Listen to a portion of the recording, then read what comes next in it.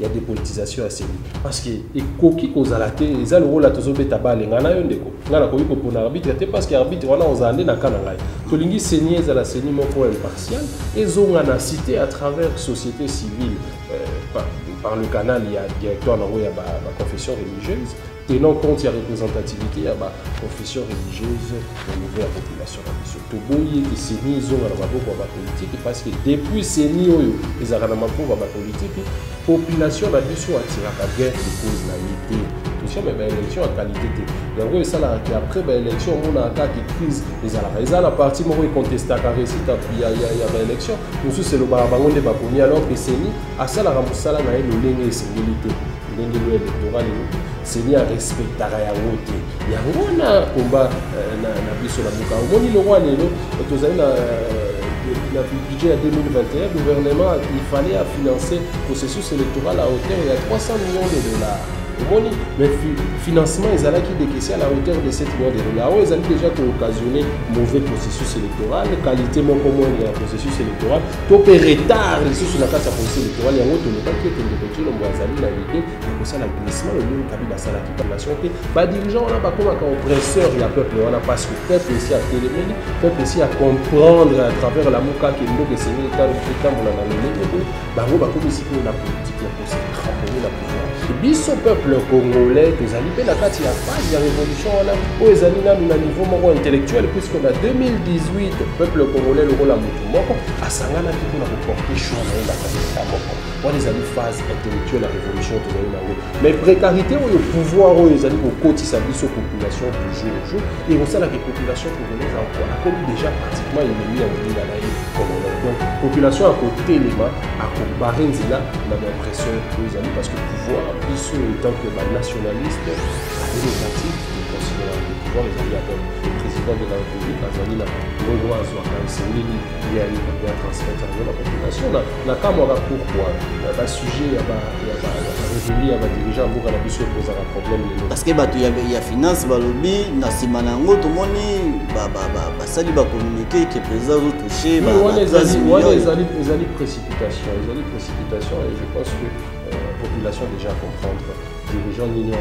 face là, classe politique ni en face là, et comme ici pour dans tout il y a un changement. Moi, Nazali, moi il y a des jeunes, on a limité tout côté là bas débat moi populiste, où ils allaient pour distraire l'opinion. Là, la limite tous à l'objectif politique ni litolini pour le Congo, État ni omboka na biso ezali, lolengo ni sengeli na biso tout ça la poto ko robima biso na son précarité parce que biso nyo surtout ali victime, il y a pouvoir où ils allaient oppresseur puisque pouvoir on a ali soumis la principe de redevabilité envers bisoté.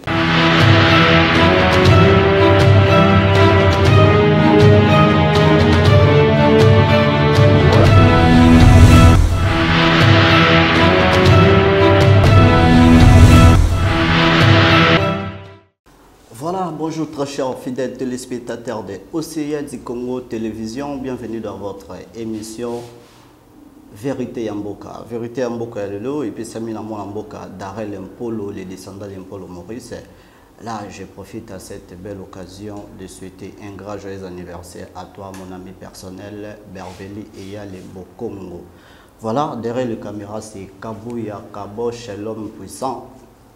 Un caméraman pas comme les autres, un caméraman qui manipule 3 caméras à la fois. Pourquoi pas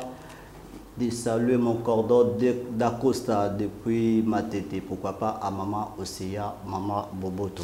Là, sans plus tarder, avant de recevoir notre invité, nous allons d'abord vous informer, comme d'habitude, déjà, na coupé Sarabino, quelques actualités où ils ont dominé la République démocratique du Congo. Là, du côté Nirangongo, la FAO promet à la disposition des sinistres des semences et des noyaux d'élevage pour la reprise des activités pastorales. Là, toujours dans RDC, le président Félix Tshisekedi promulgué la nouvelle loi sur la CENI. Et nous allons encore vous informer à ce qui concerne côté Goma, un militaire de Lucha a été enlevé, donc il est porté disparu. Nous allons encore vous informer du côté de la province de Maïndombe. Les enseignants ont sorti dans la rue pour réclamer leur salaire. Donc, pour clore à ce qui concerne les informations, poursuit de Matata Pogno, donc son avocat a, poursuit de Matata Pogno, le parquet général n'a pas demandé la levée de l'immunité de Matata Pogno. Selon son avocat, cette procédure vise à écarter un candidat potentiel à la présidence de 2023. Voilà, là c'était les actualités Oyo, to Lengelaki Ponabino na Mokolo Yalelo. Sans plus tarder, nous allons recevoir notre invité pour que Toyeba na Kobeta Masolo Oyo, to Lengelaki na Yena Mokolo Yalelo. Et na bapwe Oyo actualité to aussi kopesa awa. Ezape na bapwe mususu Oyo to koyeba na ko débattre elongo na invité na biso. Bonjour mon Amboka. Bonjour mon Amboka Darel. Merci pour l'invitation à Plateau Nao. Je pense que nous avons pour mission il y a pour servir la population, l'actualité de l'heure et surtout pour créer cette cohésion qui doit exister entre Bissau. Jeunes autosaliko militer pour un changement réel à niveau Amboka na Bissau. Donc merci, n'apprécie Ombote, peu téléspectateurs, nous sur la chaîne de télévision. Voilà, merci beaucoup. Mais nous allons se présenter parce que Bissau soit ebio, Bissau soit ebioté. Donc nabao ba ebioté, on se présenter ba ebayo, ceux qui os alingan. Nazali Monamboka Joël, Yoloko Lopez, Nazali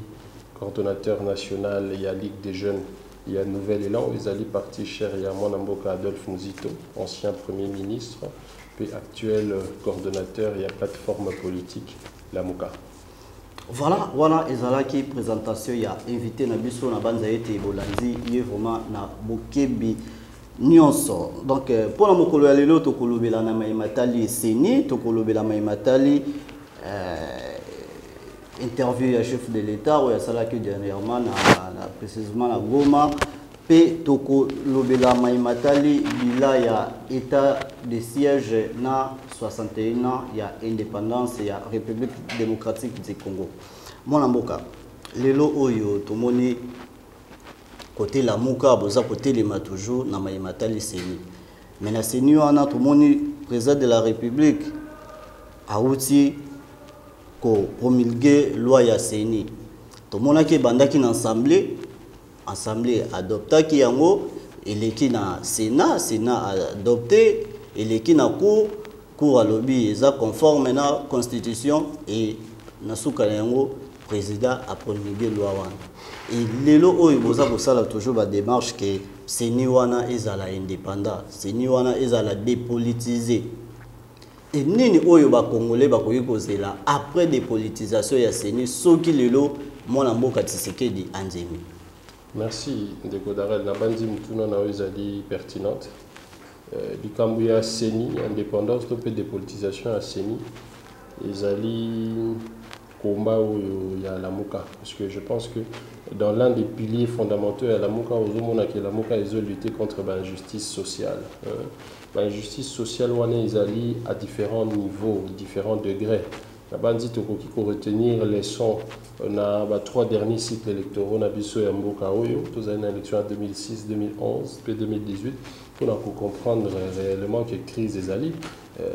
élection ezali les mamoro ekozala toujours problème pour ekotsa mboka na biso na crise moko. Alors biso to estima ki pona été mboka na biso va se développer puisque rôle principal il y a l'état ezala ko organiser société. Pour organiser société, on est libre pour créer richesse, à travers notamment construction à Barout, parce qu'il faut le peuple congolais à comprendre à travers l'analyse auto à état des lieux en Boganabiso. C'est-à-dire que nous avons besoin, urgente pour leur permettre à l'économie de la booster, notamment le rôle de la construction de la route. Alors, dans la RDCA, nous avons 50 000 km de route à construire pour relier la province pour être maman ou outil na fufunae na Kasai à produire quantité importante pour tambola nango na nzela pour Kinshasa sans pour autant de problèmes pour liquider marchandises na tout rapper en ce moment là pour le baïté vous avez la capacité à production makasi pourquoi pas tout pour côté badine na biso libanda parce que l'économie na biso les ala extravertis ils allaient tourner vers l'extérieur c'est-à-dire biso to zoraka libanda to somba atira na ngwa pour nani biso to produisera localement notamment banzela alors 50 000 km il y a banzela aux évalué qu'ils allaient 50 milliards de dollars où l'état congolais s'engeli na a mobiliser pour être à kotora banzela économie ne se booster comme ça redistribution à la richesse à travers augmentation il y a recette il y a l'état et vous permettre à des peuples congolais à cause un accès à la santé à cause accès à l'éducation peuple congolais a vraiment où to bengi na lopoto un peuple souverain alors élément liboso ezalaka nini ezalaka élection et memara choix ya peuple à travers ba dirigeants ba okambamboka moni ba bengi peuple souverain primaire yende muto apesaka bokonzi bongo batu ya poni bazala soumis na principe ya redevabilité pour basa la peuple wana alors ba cycle électoraux na biso misato ezolakisa biso clairement que la crise multidimensionnelle ou politique, ils allaient affecter l'économie, ils allaient affecter sociale. Voilà pourquoi biso la moka to estimé qu'il faudrait cette fois élection ils allaient sujet moko ou créer remous na kati ya population mais population a koka réellement cause à la face ya ba dirigeant ou ya poni comme ça ba dirigeant on a ba la soumis na la redevable envers peuple on a plus que yende mtaponi ba il y a un choix tozo senga il y a des politisations à seni parce que ekoki kozala te eza le rôle la tozo beta bale ngana yo ndeko ngana ko yiko pona arbitre te parce que arbitre wana ozande na kana ngai tolingi senier za la seni moko impartial et zongana cité à travers société civile par le canal il y a directeur nango ya ba confession religieuse tenant compte ya représentativité ya ba confession religieuse au niveau de la population na biso to boye te seni zongana maboko ba politique parce que depuis seni oyo ezaka na maboko ba politique population na biso atiraka gain de cause na yete tous allez na taux de chômage où ils allaient s'accroître tous allez na budget de l'état où ils allaient consommer à plus de la moitié na bakambiamboka donc population est comme tango yepé quoi tirer qu'un des causes na ba dirigeant ya moni combat la muka ils allaient ba injustice sociale wana ils allaient pe na kati il y a processus électoral parce que na moni na ba élection en 2018 ba dirigeant belé bazalaki victime parce que bas monaki ba candidature na bango ils allaient invalider au moni ya moto sengi était processus électoral il y a tout pour garantir population tokene na maponami na lolenge sengeli bongo to pona ba dirigeant ba okamba population voilà et tout ça là dans ma matali seni et lelo oyo que moi mboka Tshisekedi aboyi makambo ya ko dépolitiser seni aboyi makambo ya réforme et n'a pas au déjà bango basali au déjà basali na avance au basali déjà que Sénat a adopté, Assemblée adopté, Kourandimi yango. Est-ce que Tourozonga lui soutient en 2018 n'enge zalaki nangambu ya lamuka tokende élection na machine à voter lamuka lobité machine à voter te tokende élection na machine à voter te mais na dernière minute lamuka yo ndima ke tokende élection na machine à voter et comme lui soutient en 2023 tokende na élection kaka ndenge Tshisekedi alingelaki tokende ote tokende te na suka nango bondimika bo tokende kaka yango motu na ngo ezali qualité ya élection nini tokende nango na 2023 puisque na bandi na 26e tribune to pe 27e tribune mwana mboka Adolphe Muzito atalisaki était sous financement ya processus électoral yango esala ke tokenda ba élection mais ba élection en qualité te yango esala ke après ba élection mona aka ki crise ezala parti moko contesta ka réussite puis ya ba élection musu c'est le bango nde baponi alors que seni asala ra musala na lo lenge esengeli ndenge lo électoral et lobby seni a respectara yango te yango na komba na biso la muka omoni le roi lelo tozali na budget à 2021 gouvernement il fallait financer processus électoral à hauteur il y a 300 millions de dollars mais financement ils qui décaissé à la hauteur de 7 millions de dollars. Ils allaient déjà occasionner mauvais processus électoral, qualité moindre de processus électoral, topé retard les sous na kati processus électoral yango toloba qui était ndekoti lombo azali na idée ya ko sala glissement le ligne kabila sala qui parce que pouvoir tant ekoki ko répondre na ba attente ya population te ba dirigeant on a ba comme oppresseur ya peuple on a parce que peuple ici a téléméli peuple ici à comprendre à travers la muka qui mboke sengeli tambola na lolenge boy bango ba comme ici ko na politique ya ko se cramponner na pouvoir yango biso la muka puisque la muka azali na yekaka simple porte-étendard et à volonté ya peuple azali à changement tous ali ko yebisa peuple wana azali ko landa biso na sima ya caméra qui azali na part ya jouer na kati ya makambo etali libération en mboka na biso parce que libération en mboka na biso ezali ka politique te ezali pe économique ezali social précarité ou tous ali ko vivre na yango il faut tout bima population il faut se prendre en charge il faut leader moko apesa mondo ndeko na ngina talisa o ete au moins na mikili ya poto lokola na France révolution française o batangisa biso na ba classe et banda pour na augmentation ya prix ya lipa na ba campagne ba maman ba mona kike ba biloko ekomi volonté wana ya changement lokola biso tozali na révolution de yakiuya et biso peuple congolais tozali pe na kati ya phase ya révolution wana o ezali na niveau moko intellectuel puisque na 2018 peuple congolais lokola mutu moko asangana ki pona ko porter choix na na candidat moko wana ezali phase intellectuelle la révolution tozali nango mais précarité o pouvoir o ezali ko kotisa biso population du jour au jour et au sala que population congolaise a commis déjà pratiquement ennemi à moninga congolais donc population à côté les mains à ko barinzela na oppresseur aux parce que pouvoir biso étant que nationaliste démocratique te considérer que pouvoir est allié à peuple yango moni à travers la tribune il y a mon amboka Adolphe Muzito azali ko laki sa population pe participation na kati ya makambo etali libération amboka na biso lolenge nini ko biko salema à comparer na ba pays misusu ya Afrique ba lutter pour na lelo bazala au moins na ba économie moko o ils permettre à population pour retourner monnaie à la stable mon amboka Adolphe Muzito et to bandi to zali na école population azali ko landa tango balide azali ko informer population na machination nyonso ezali ko salema na niveau ya ba assemblée nationale provinciale sénat cour constitutionnelle biso la muka en soi ezali ko lekela biso te parce que uta 2018 to mekaki ko dénoncer musala to sala ki ezali ya sa population contexte dans lequel cour constitutionnelle o ezali formé na ndeko Tshisekedi ezali ko lakisa clair na été oyo ali ezali ko reconnaître pouvoir ya peuple te puisque o azali ko détenir pe outil na peuple pe azali ko luka asala glissement to pe assez maintenir na pouvoir yango peuple oyo azali souverain primaire c'est ngila ya comprendre la situation bon wa jouer par là wana maimatale seni na osenga na yo parce que eza point moko eza vraiment très capital surtout na maimatale processus électoral ya 2023 na osenga na yo o s'adresser na baye bazali kolanda yo na population wana ke bazala na espoir que dans 2023 élection ekosalema ya malamu to population wana ayeba déjà na kobongama ko se prendre en charge ndenge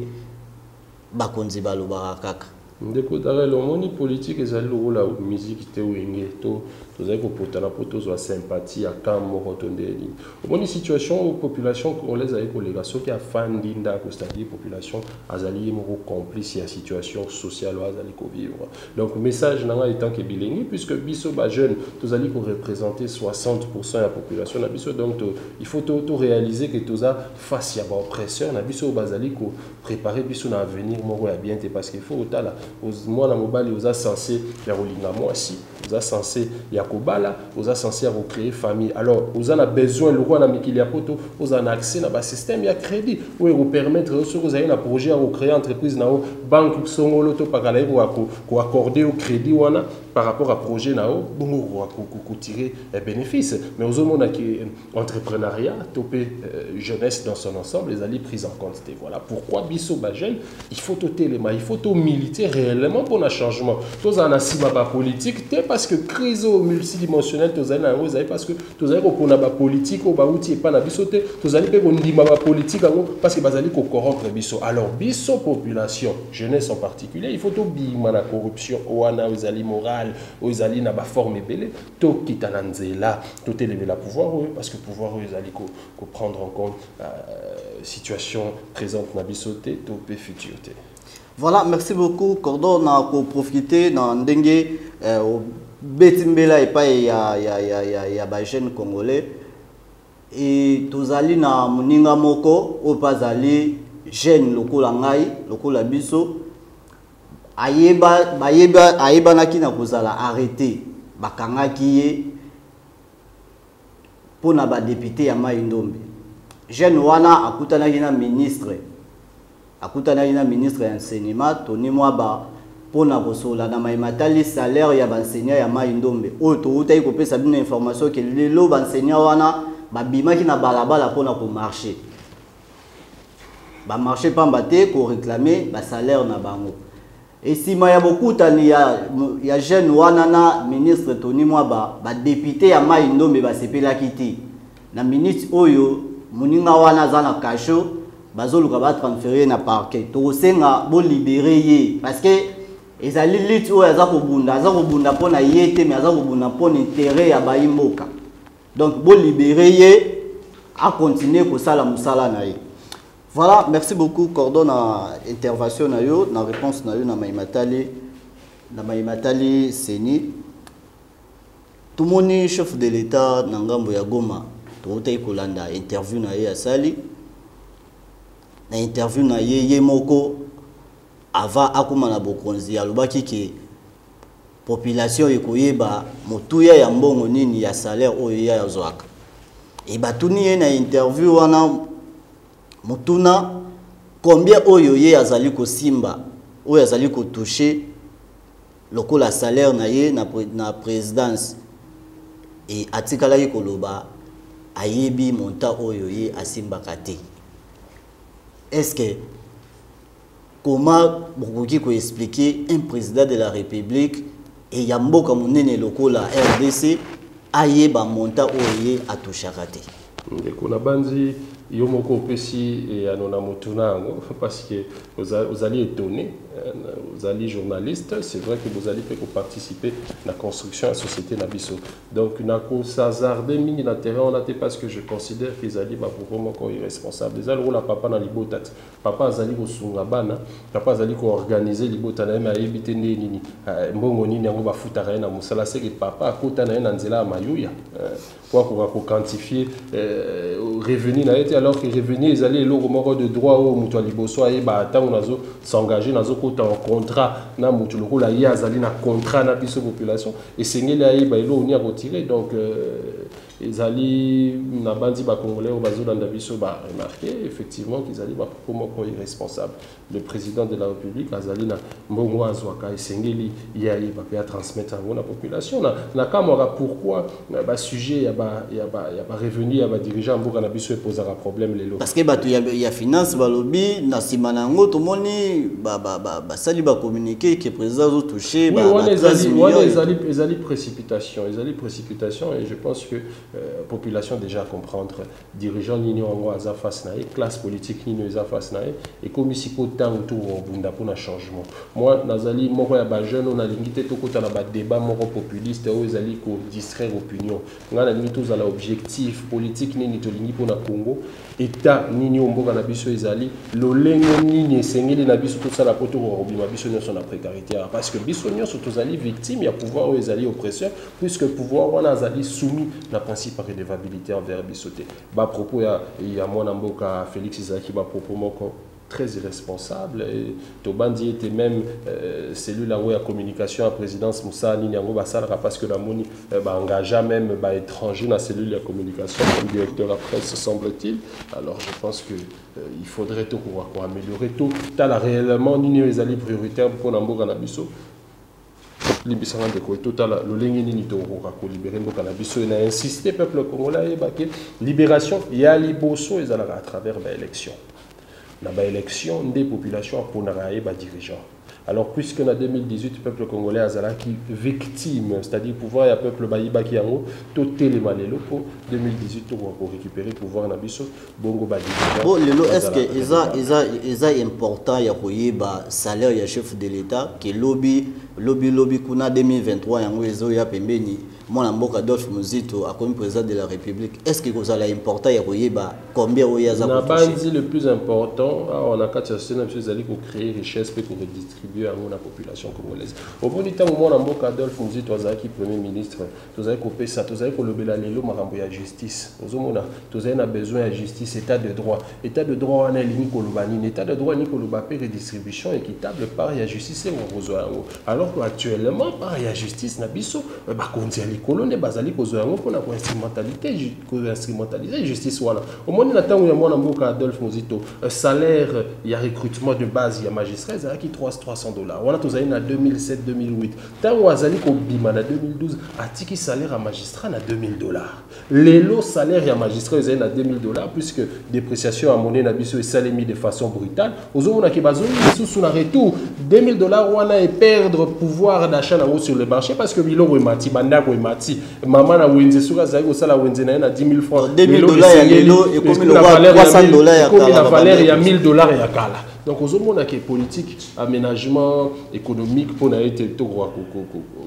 toucher la richesse na biso les revenus biso de droit exact. Bien au contraire, tous allez na katia ba débat moko il y a polémique na lingi Coco t'a vraiment milité. Voilà, merci beaucoup Cordon na maimanso oza ko répondre na mituna na biso. Tout le dernier point na biso pour na koyeba kokende na koshite bilan nini oyo koyi kosala 2 mois après il y a état de siège au mokonzi mboka aibaika na ko décréter. Est-ce que bilan wana état de siège wana plutôt musala nango est avancé to est vraiment important te ya kozala kaka na état de siège parce que yemo ko parle baki état de siège aussi la kino qui met kokota na ngambu ya est et na sima ya état de siège wana ezana batu misusu o bazo profiter na sima ya état de siège to ezaka état de siège ya koluka qui met ekota ndeko darel nazali moko bilengi ou récemment basala ki déplacement na président ya la mukana beni c'est-à-dire partie est ya mboka na biso to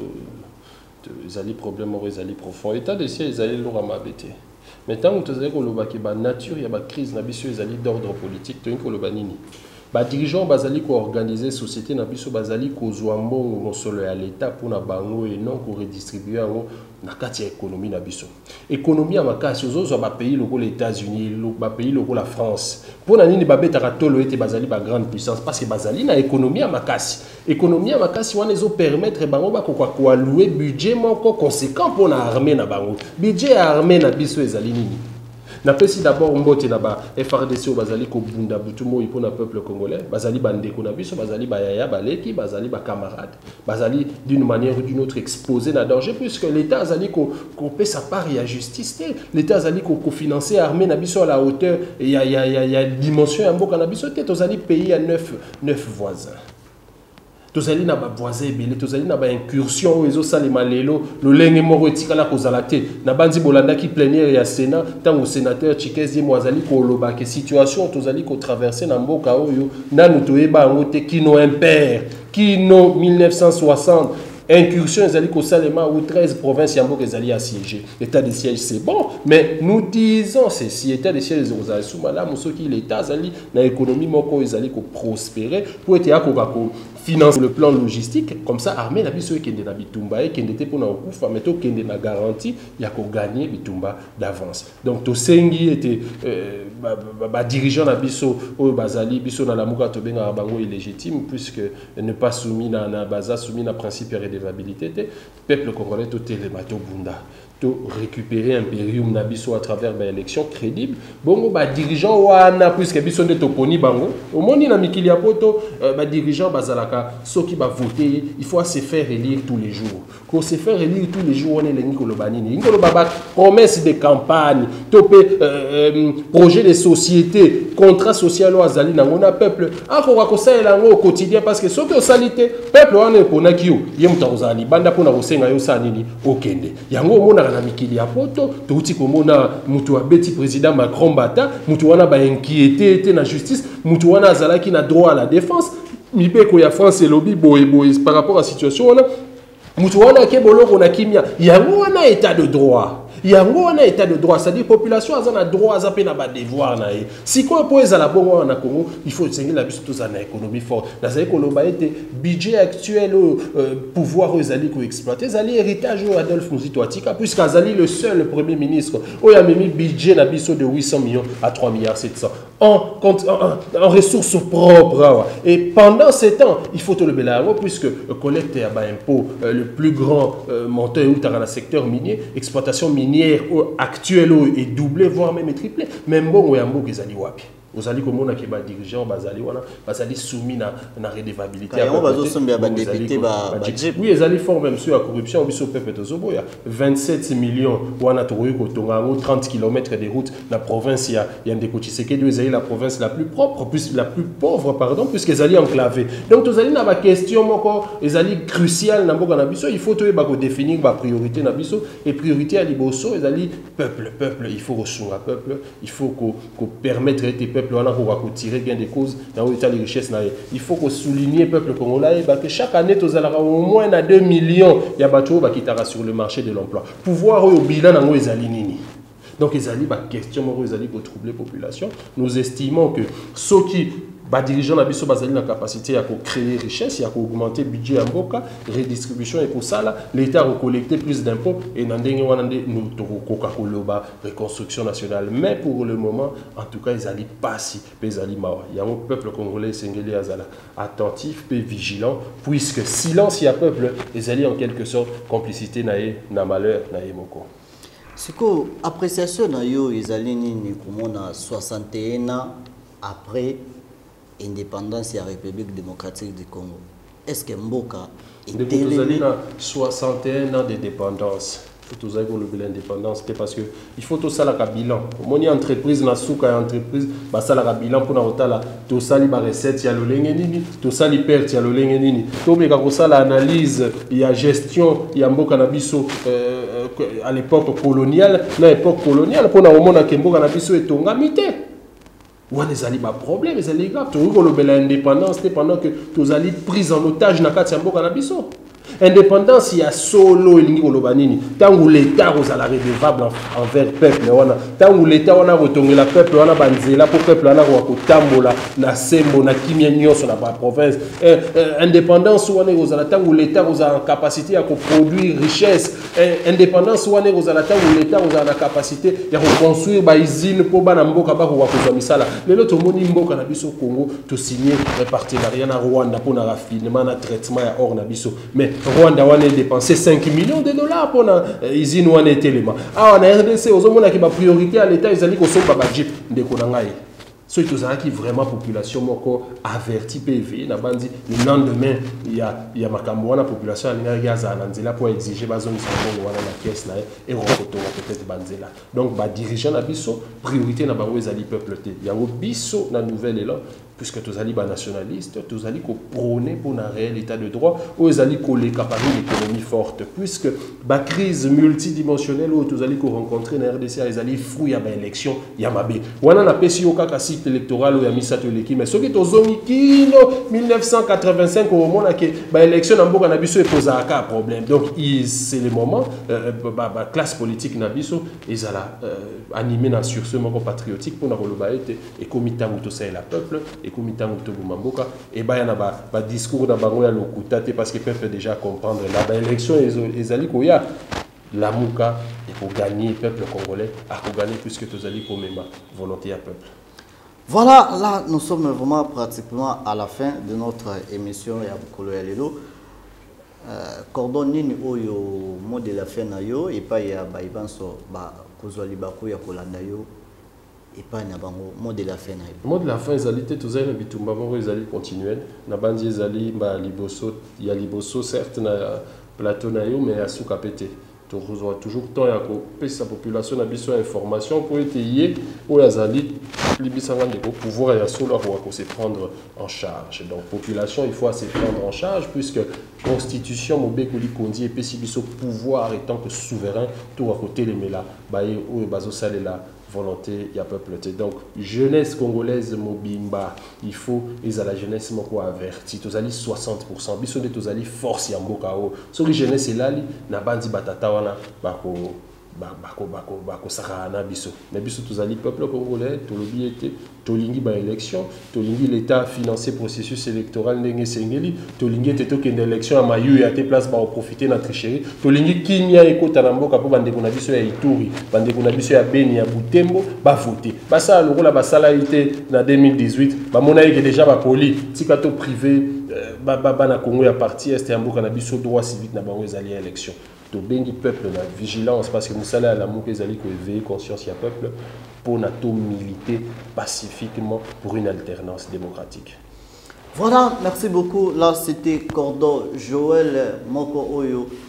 azali na parti ya mwana mboka Adolphe Mozito oyo bengami na kombo ya nouvelle là yende azalaki invité na biso na mokolo ya lelo tokomi vraiment na suka wana na kopesa merci na Kabuya l'homme fort l'homme puissant derrière la caméra un caméraman pas comme les autres un caméraman qui manipule 3 caméras à la fois pourquoi pas de dire un grand merci à maman Oseya pourquoi pas à mon cordon d'Acosta.